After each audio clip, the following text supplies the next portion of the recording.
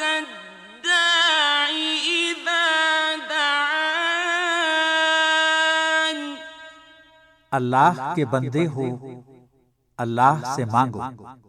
وقال ربكم ادعوني استجب لكم۔ سامعین کرام، السلام علیکم ورحمۃ اللہ وبرکاتہ۔ دعا بندے کی جانب سے اللہ کے حضور اپنی بندگی کا اظہار ہے۔ دعا بہت سارے معنی کا مجموعہ ہے۔ دعا کا یہ خزانہ گریہ وزاری اور اللہ کے حضور جھکنے والے انسان کے سوا کسی اور کے نصیب میں نہیں آتا۔ دعا باب الفتوح ہے، یہ فتح یابیوں کا جہاں کھولنے والا در ہے۔ یہ قلبی مسرت کا راستہ ہے، یہ صرف اہل معرفت کا راستہ ہے۔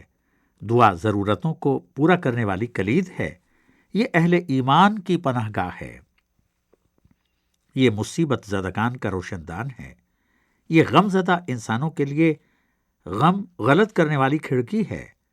دعا گناہ گاروں کے لیے گناہوں سے نجات دلانے والی سیڑھی، محتاجوں کا وسیلہ اظہار اور مجبور لوگوں کا باب ہے۔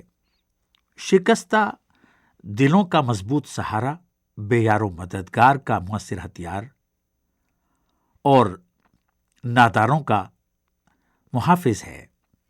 دعا نبیوں اور صالح بندوں کا شیوا ہے، یہ قلب پریشان کا یقینی ذریعہ اطمینان ہے۔ جب بھی انسان مصیبت سے دوچار ہوتا ہے، جب بھی انسان آلام میں مبتلا ہوتا ہے، جب بھی انسان نیک مقصد کے لیے کوشاں ہوتا ہے، یا برائی سے نجات پانا چاہتا ہے، یا دکھ درد اور تکلیف دور کرنا چاہتا ہے، تو اللہ تعالیٰ ہی کے آگے جھکتا اور اسی کے حضور اپنی طلب پیش کرتا ہے۔ اسلام میں دعا کی بڑی شان ہے۔ اسلام میں دعا کا مقام بہت پاکیزہ، بہت بلند ہے۔ دعا عظیم عبادت، جلیل المرتبت اطاعت، اللہ تعالیٰ سے قربت کا مؤثر ترین وسیلہ ہے۔ قرآن پاک اور احادیث مبارکہ میں دعا کی افادیت، اہمیت، فضیلت اور عظمت بیان کرنے والی آیتیں اور روایتیں کثیر تعداد میں آئی ہیں۔ قرآنی آیات میں دعا کی فضیلت بیان کرنے والی آیات متنوع قسم کی ہیں۔ بعض آیتوں میں دعا کا حکم دیا گیا ہے اور دیگر آیتوں میں دعا کی ترغیب دی گئی ہے۔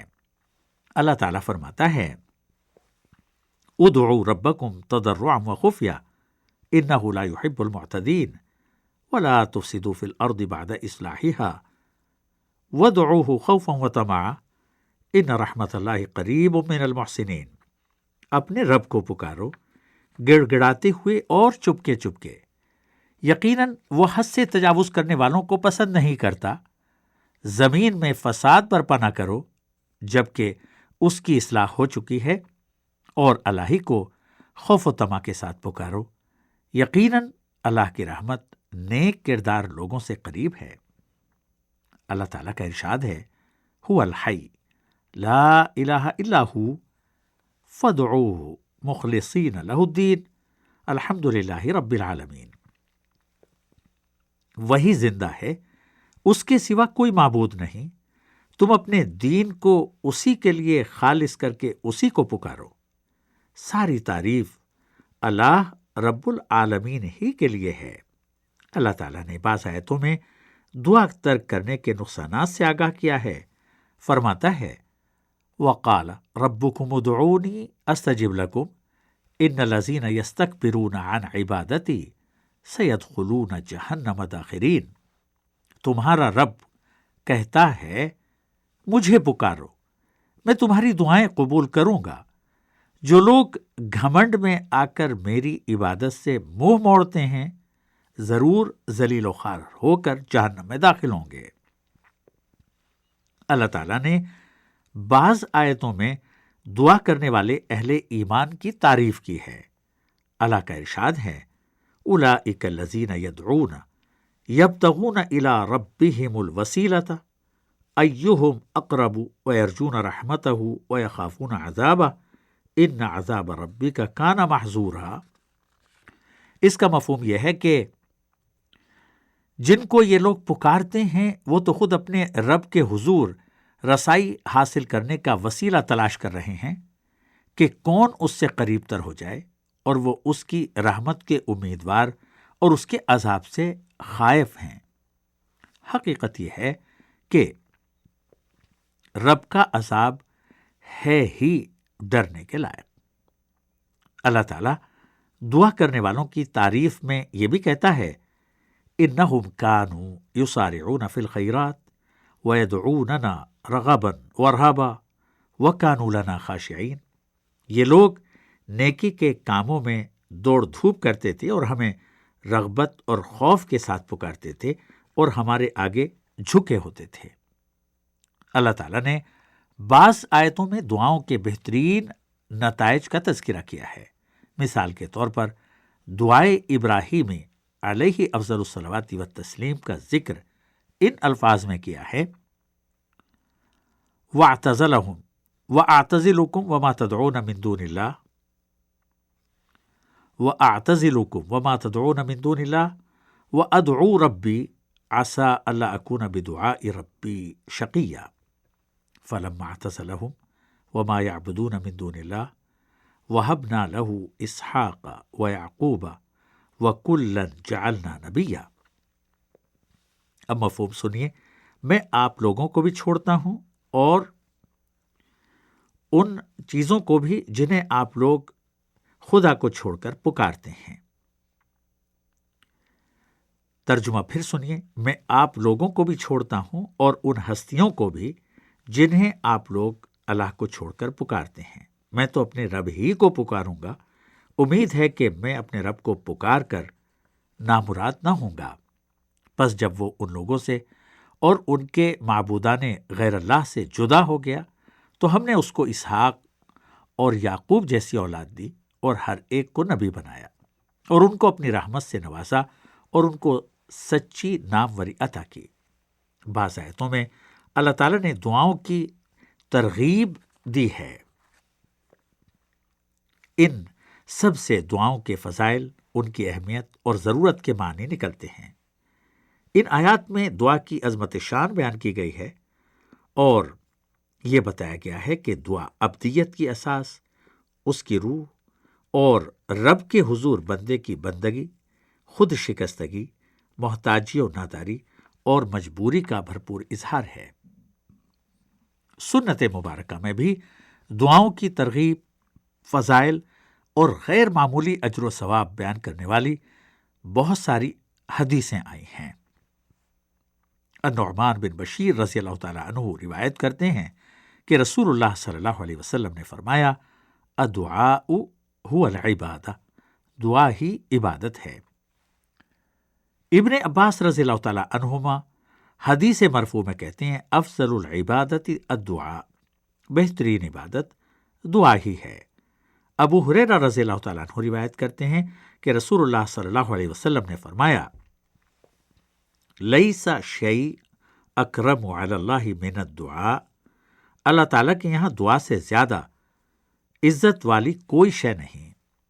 ان احادیث مبارکہ سے دعاؤں کے فضائل اور اللہ تعالیٰ کے یہاں دعاؤں کے مقام و مرتبے کی نشاندہی ہوتی ہے۔ ان سے پتہ چلتا ہے کہ دعا کا رتبہ عبادت میں کتنا اعلیٰ و ارفع ہے۔ ان سے ظاہر ہوتا ہے کہ دعا ہی عبادت کی روح، اس کا جوہر اور اس کا حاصل ہے۔ اہل علم نے اس کی کئی حکمتیں بیان کی ہیں۔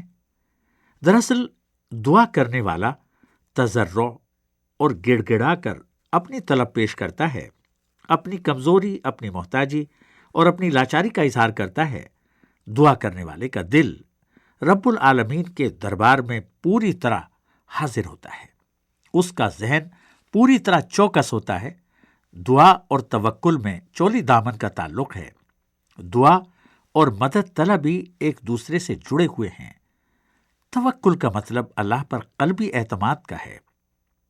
بھلائیوں کے حصول میں اللہ پر بھروسے اور برائیوں کے ازالے میں اللہ پر اعتماد کا نام توکل ہے۔ رسول اللہ صلی اللہ علیہ وسلم کا یہ ارشاد بھی ہے کہ دعا تقدیر کو بھی بدل دیتی ہے، دعا ہر مصیبت کو روکنے والی ہے، دعا مومن کا ہتھیار ہے۔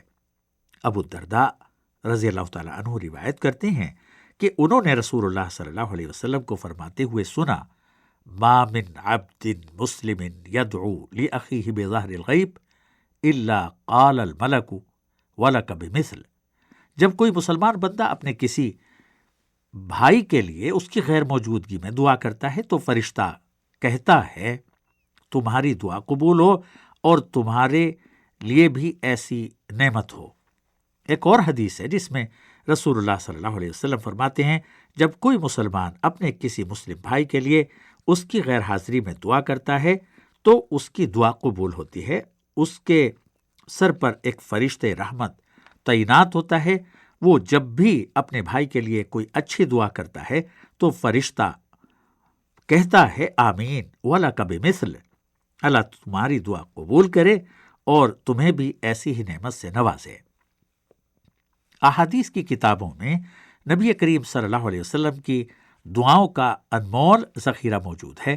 حضرت زید بن ارقم رضی اللہ تعالی عنہ کہتے ہیں کہ رسول اللہ صلی اللہ علیہ وسلم یہ دعا بالعموم مانگا کرتے تھے، اللہم انی اعوذ بک من العجز والکسل والجبن والبخل والحرم وعذاب القبر، اللہم آت نفسی وتقواها وزکها انت خیر من زکاها انت ولیها ومولاها، اللہم انی اعوذ بک من علم لا ينفع ومن قلب لا يخشع ومن نفس لا تشبع ومن دعوت لا يستجاب لها۔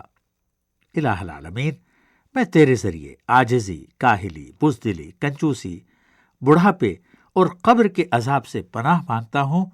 اے اللہ، میرے نفس کو پرہیزگاری عطا فرما اور اس کا تزکیہ کر دے۔ آپ تزکیہ کرنے والوں میں سے بہترین ذات ہیں، تو ہی اس نفس کا مالک اور آقا ہے۔ اے اللہ، میں تیرے ذریعے پناہ مانگتا ہوں ایسے علم سے جو نفع نہ دیتا ہو، ایسے دل سے جو تیرے حضور جھکا نہ ہو، ایسے نفس سے جو تیرے آگے نہ جھکتا ہو، اور ایسی دعا سے جو قبول نہ ہو۔ سامعین کرام، آج اسی دعا پر اپنی یہ مجلس تمام ہوتی ہے۔ آخر میں قاری صداقت علی سے یہ دعا سنیے، اور اسی پر اللہ حافظ، والسلام علیکم ورحمۃ اللہ وبرکاتہ۔ حاضر ہے تیرے دربار میں ہم، اللہ کرم اللہ کرم، دیتی ہے صدا یہ چشم نم، اللہ کرم اللہ کرم۔ میری آنے والی سب نسلیں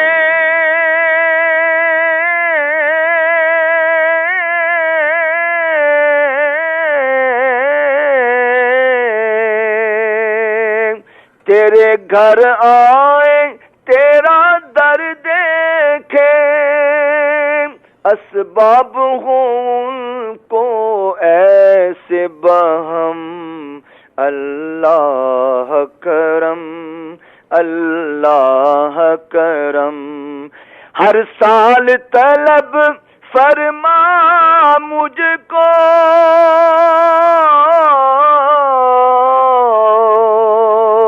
ہر سال یہ شہر دکھا مجھ کو، ہر سال کروں میں طواف حرم، ہر سال کروں میں طواف حرم، اللہ کرم اللہ کرم۔ حاضر ہے تیرے دربار میں ہم، اللہ کرم اللہ کرم۔